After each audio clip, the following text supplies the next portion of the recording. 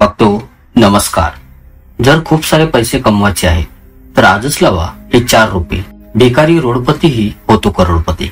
यासोबत आपण हे जाणून घेणार आहोत की ही अशी कोणती रोपे आहेत जी तुम्हाला चुकून सुद्धा आपल्या घरी कधी लावता कामा नये. आणि चुकून जरी ही रोपे तुमच्या घरी उगवून आली असतील तर यांना लवकरात लवकर मुळासकट उपटून आपल्या घरातून बाहेर काढा. तर बघतो पूर्ण माहितीसाठी या व्हिडिओला शेवटपर्यंत ध्यान देऊन पहा, जेणे की यातील माहिती तुम्हाला अगदी बारकाईने समजून येईल.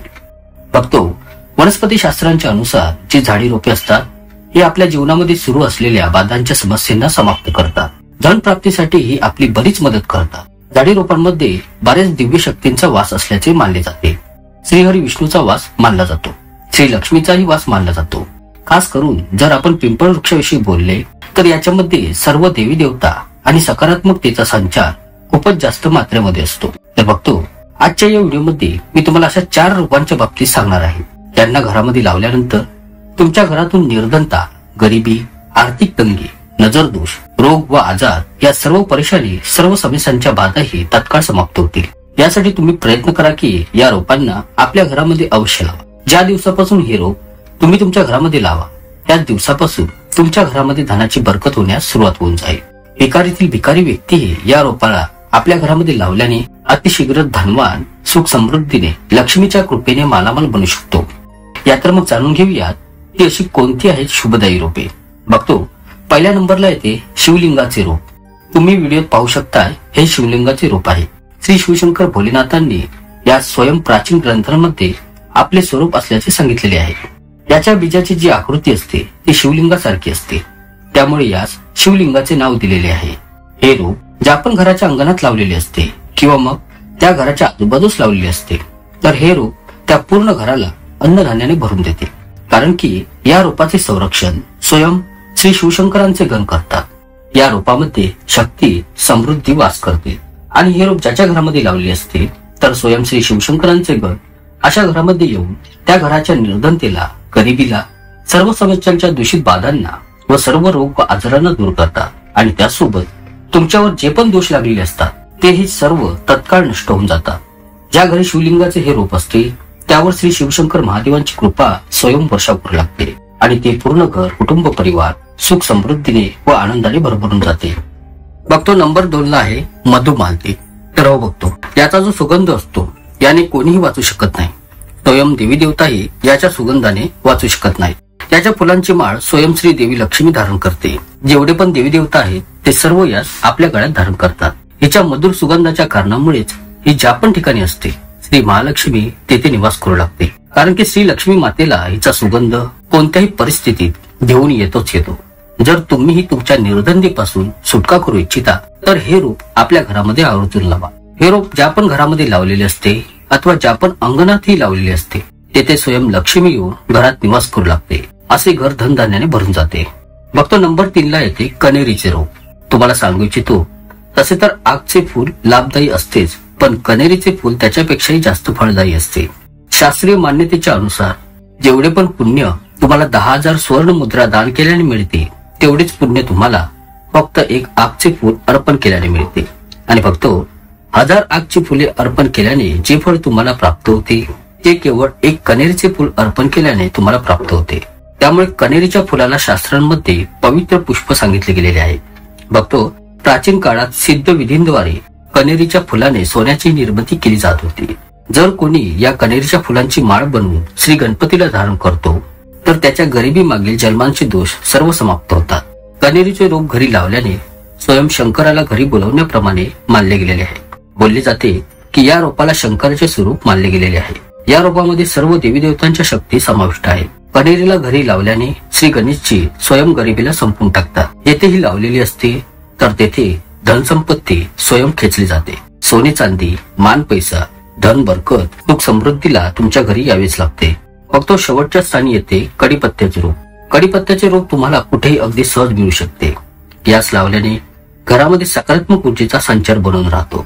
या रोपाच्या पानांचा सुगंध शनी, राहू व केतू यांना अत्यंत प्रिय आहे. त्यामुळे या रोपास लावल्याने हे तिन्ही नेहमीच प्रसन्न राहतात. तर बघतो ही होती ती रोपे जी की प्राचीन मान्यतेच्या अनुसार, वास्तुशास्त्राच्या अनुसार आपल्या घरी आवर्जून लावलेली असली पाहिजे. या तर मग आता जाणून घेऊया त्या रोपांच्या विषयी जी की तुम्हाला तुमच्या घरी चुकून सुद्धा लावायची नाहीये, नाहीतर यांच्या प्रभावाने घरामध्ये नकारात्मकता फणफणू लागते. शास्त्रांमध्ये या रोपांना लावण्यास कडक निर्बंध आहेत. नंबर 1, काही घरांमध्ये मंदारचे रोप लावलेले असते, पण बघतो वास्तूनुसार यास घरात लावता कामा नये. कारण की वास्तुशास्त्रामध्ये असे मानले जाते की ज्या रोपांमधून दुधासारखा सफेद पातळ द्रव्य निघतो अशी रोपं घरात नकारात्मक ऊर्जेला वाढवतात. नंबर 2, काही लोक आपल्या घरामध्ये सजावटीसाठीच्या रूपात खजुरासारख्या रोपांना लावतात, पण खजुराच्या रोपास कधीही आपल्या घराच्या आसपास लावता कामा नये. मानले जाते की याच घरी लावल्याने आर्थिक तंगी होऊ लागते. त्याचसोबत घर कुटुंब परिवारातील सर्व सदस्यांची उन्नतीही खंडित होते. नंबर 3, तसे तर बरीचशी लोक घरी पिंपळाचे रोप लावत नाहीत, पण काही वेळा पावसाळ्याच्या दिवसात घर परिसरात भिंतीवर पिंपळाचे रोप उगवून येते, ज्यास काही वेळा लोक तसेच राहून देतात. पण बघतो हे योग्य नाही. वास्तुशास्त्र हे सांगते की पिंपळाच्या रोपास घरी चुकून सुद्धा लावता कामा नये. याने तुम्हाला धनाची हानी होऊ लागते. जर तुमच्या घरी पिंपळाचे रोप आपोआप उगवून आले असेल तर यास तोडता कामा नये, तर पूजापाठ करून याची प्रार्थना करून यास प्रेमभावाने काढून कोणत्या पवित्र मंदिर परिसराच्या ठिकाणी नेऊन यास तेथे रोपण करावे. नंबर 4, ज्या रोपांच्या फांद्यांना तोडल्याने दुधासारखा सफेद रंगाचा पदार्थ निघतो अशा रोपांना घरात लावल्याने घरामध्ये रोग व दोष लागतात आणि घरातील सदस्यांची तब्येतही बिघडत राहते. बघतो ज्या रोपांच्या फांद्यांना काटे असतील त्यांनाही घरी लावू नये, कारण की हे नकारात्मकतेला घेऊन येतात आणि घरातील सदस्यांच्या प्रगतीमध्ये बाधा आणतात. पण जर तुम्ही गुलाबाचे रोप लावू इच्छिता तर यास घराच्या अंगणाऐवजी तुम्ही यास घराच्या छतावर अथवा कुंडीत लावा. याने खूपच जास्त शुभ फळे मिळू लागतात. नंबर 5, नागफणी, बबूल अथवा अन्य काटेरी रोपे. वास्तुशास्त्राच्या अनुसार घरात कधीही काटेरी रोपे लावता कामा नये. ही रोपे घरी अथवा घराच्या आसपास असण्यास अशुभ मानले जाते. काटेरी रोपांमुळे अशांती सोबतच घरामध्ये दारिद्र्यताही येते. नंबर 6, चिंच. वास्तुशास्त्राच्या अनुसार घरात अथवा गार्डन मध्ये कधीही चिंचेचे रोप लावू नये, कारण की घराच्या आजूबाजूस चिंचेचे रोप असणे शुभ मानले जात नाही. शास्त्रांमध्ये सांगितले गेलेले आहे की चिंचेचे रोप जेथेही असते तेथे राहणाऱ्या लोकांच्या जीवनात बऱ्याच समस्या येऊ लागतात. परिवारातील सदस्यांना रोग व आजारांना सामोरे जावे लागते. नंबर 7, तुम्ही नेहमीच पाहिलेच असेल की लोक घराची सुंदरता वाढवण्यासाठी नागफणीची रोपे आपल्या घरी लावतात. शास्त्रानुसार घरी काटेरी रोपे लावण्यास मनाई आहे. याने घरामध्ये भांडणे, क्लेश, कलह यांची स्थिती कायम बनवून राहते.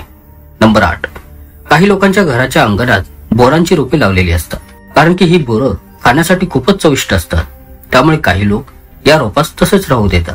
पण काय तुम्हाला हे माहित आहे का की घरी बोरांचे रोप असता कामा नये. याने तुमच्या रोजच्या जीवनाच्या कार्यभारात अनेक समस्यांच्या बाधा उत्पन्न होतात. जसे की मी तुम्हाला आधीच सांगितलेले आहे, वास्तुशास्त्राच्या अनुसार घरी काटेरी रोपे लावू नयेत आणि या बोराच्या रोपासही काटे असतात आणि याच कारणांमुळे ही रोपे नकारात्मक प्रभाव देतात आणि घरामध्ये आर्थिक तंगी येते. तर यासाठीच ही रोपे तुम्ही तुमच्या घरी कधी लावता कामा नयेत. तर बघतो ही होते ती रोपे ज्यांना तुम्ही आपल्या घरी कधी लावता कामा नये. त्यासोबत मी तुम्हाला सांगितले आहे की कोणती रोपे घरी लावल्याने तुमच्या भाग्याला चमकवू शकता. आणि बघतो जी पण झाडी रोपे मी तुम्हाला सांगितली आहे की तुम्हाला ती घरी लावायची नाहीत. जर ही झाडी रोपे तुम्हाला तुमच्या घरी आढळून येतात तर यांना तुरंत उपटून कोणत्या दुसऱ्या ठिकाणी लावा. अशा रोपांना घरापासून लांब नेऊन लावावे किंवा मग कोणत्या धार्मिक स्थळी तुम्ही यास लावू शकता. कारण की बघतो झाडी रोपांना तोडण्याचा आणि त्यांना नष्ट करण्याचा हक्क मनुष्याला नाही, हे लक्षात असू द्या. आशा करतो तुम्हाला ही माहिती नक्कीच आवडली असेल. ब्रह्मांड नायक तोच एक समर्थ. जय जय श्री स्वामी समर्थ. धन्यवाद.